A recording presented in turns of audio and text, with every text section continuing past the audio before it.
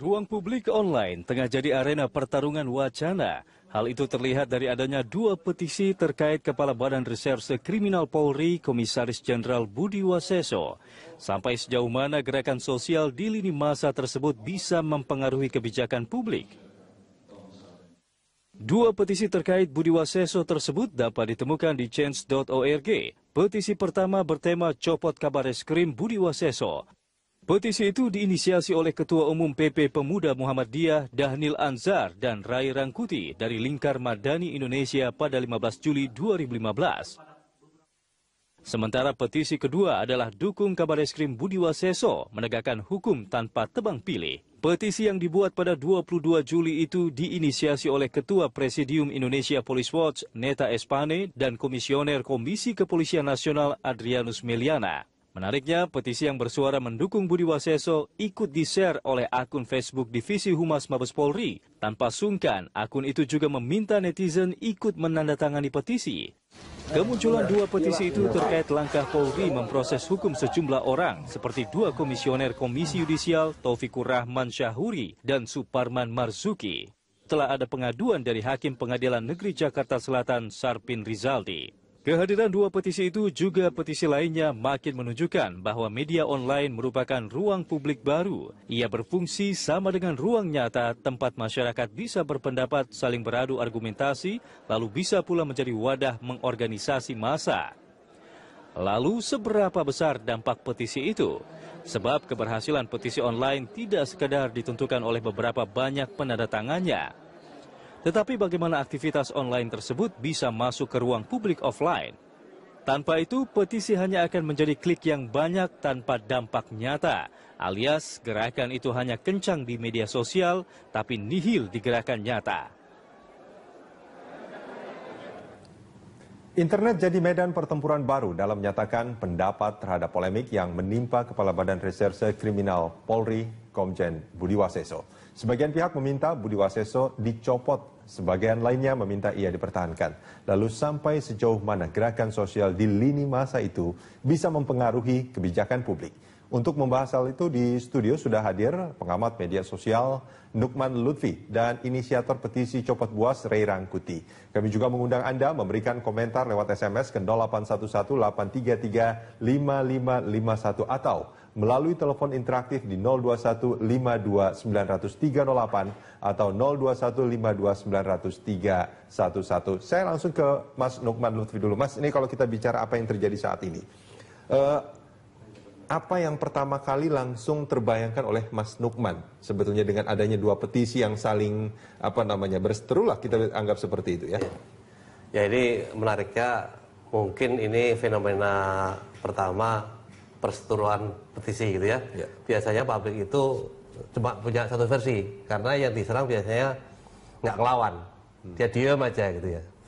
Nah, ini muncul dua versi yang satunya mendukung Buas itu. Dan buat publik ini justru menarik karena publik akhirnya melihat dua versi yang bisa jadi nanti mengacu dengan alasan masing-masing gitu ya. Selama ini kan kita itu publik terutama di sosial media itu kan mendapat informasi terlalu banyak dari berbagai sumber, versinya macam-macam. Memang arus utama sekarang itu nggak suka sama Buas lah. Arus utamanya ya di media sosial arus utamanya begitu. Tapi ternyata ada arus kecil yang suka Buas gitu ya. Ada yang bela, dan itu menariknya sekarang dimunculkan juga di Change juga gitu. Jadi akhirnya pertempurannya bukan hanya percakapan di media sosial, tapi juga di pembentukan opini di Change.org. Nah, ini kalau saya melihatnya gini, Mas Nukman, apakah dengan adanya dua petisi yang saling berseberangan ini juga bisa dijadikan satu indikator opini atau pendapat publik tentang satu hal lah seperti itu dalam kasus ini soal Budi Waseso, artinya kalau memang lebih banyak yang menginginkan Budi Waseso dicopot, artinya pandangan publik saat ini memang seperti itu. Kalau lihat dari sejarahnya petisi ini, kalau lihat dari sejarahnya petisi itu biasanya nggak ada yang lawan. Tidak ada yang melawan. Nggak ada. Ya petisi ya cuma itu aja. Ya. Gitu. Nah, ini pelawan. Nah, pertanyaan adalah ini melawan beneran suara publik atau melawan ini rekayasa gitu ya. Ini kita harus lihat. Kalau itu beneran suara publik baru menarik. Oke.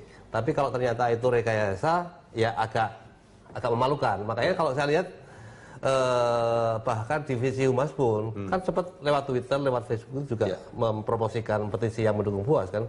Tapi akhirnya diturunkan lagi sama mereka. Hanya beberapa menit lah setelah di Twitter digebukin sama netizen, dia langsung dihapus itu tweetnya.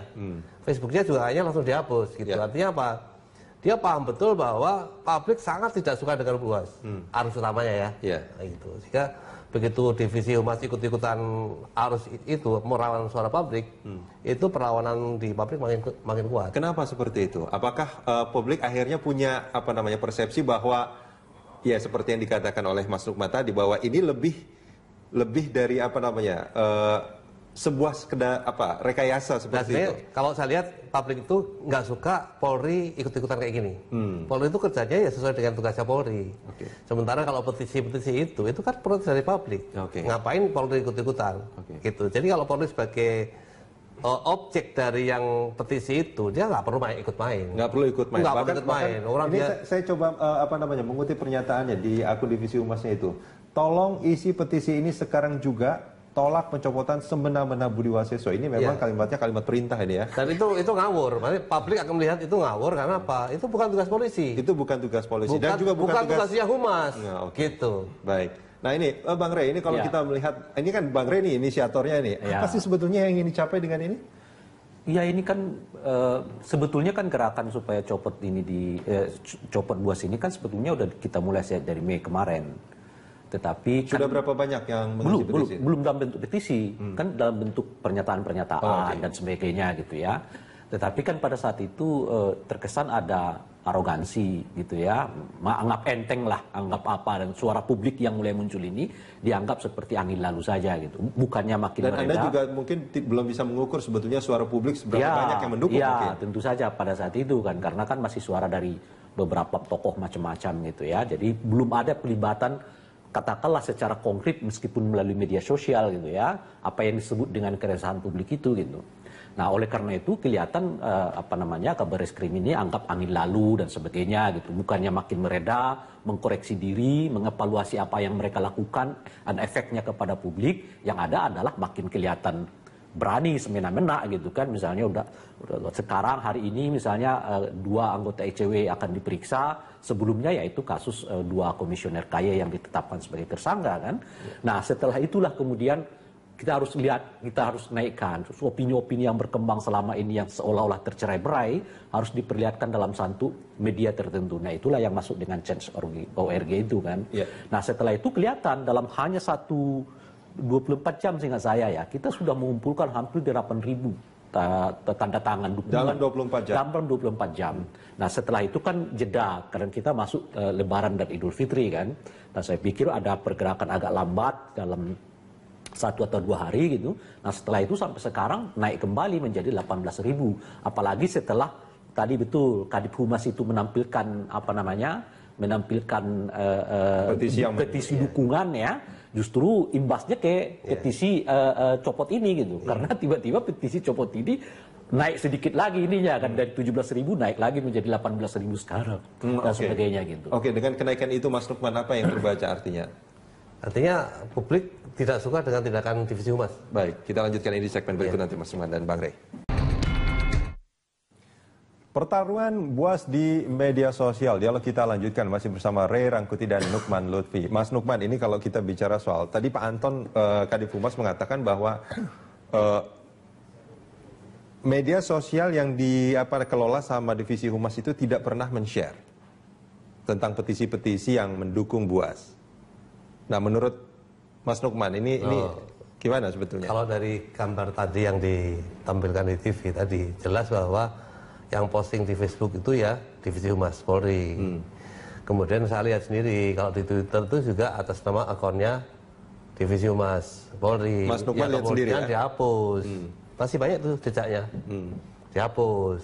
Walaupun dihapus jejaknya masih kelihatan ya? Masih kelihatan. Dihapus. Jadi memang itu divisi Polri yang posting. Divisi Polri? Divisi Polri. Nah, ini kalau tidak diakui, berarti divisi Polri itu akunnya kebobolan orang lain.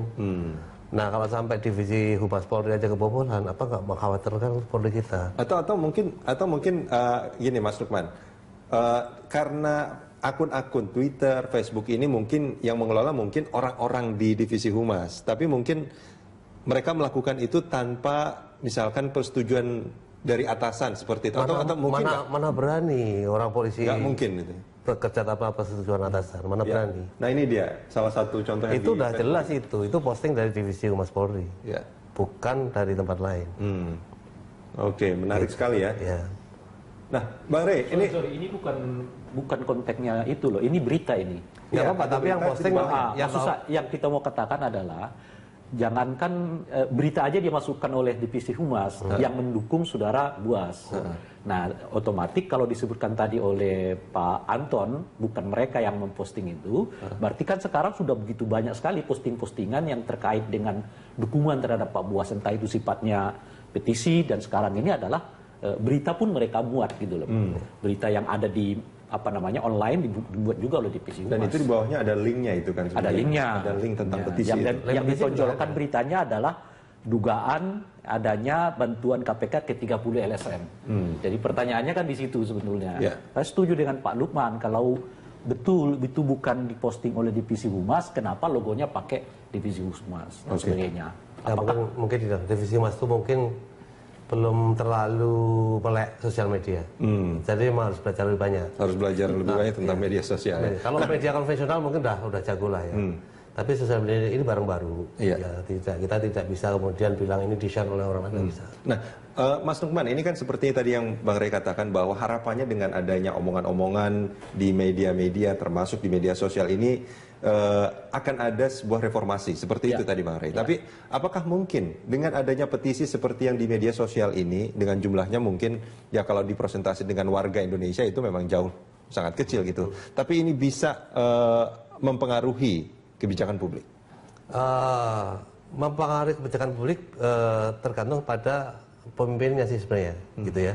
Tapi dari pengalaman di banyak tempat di luar soal Buas ini, itu tekanan publik itu akhirnya lewat sosial media itu mempengaruhi keputusan. Banyak untuk kasus banyak gitu ya. Ya. Nah, cuman khusus untuk polisi apakah bisa jalan apa enggak kita nggak tahu. Oke. Gitu.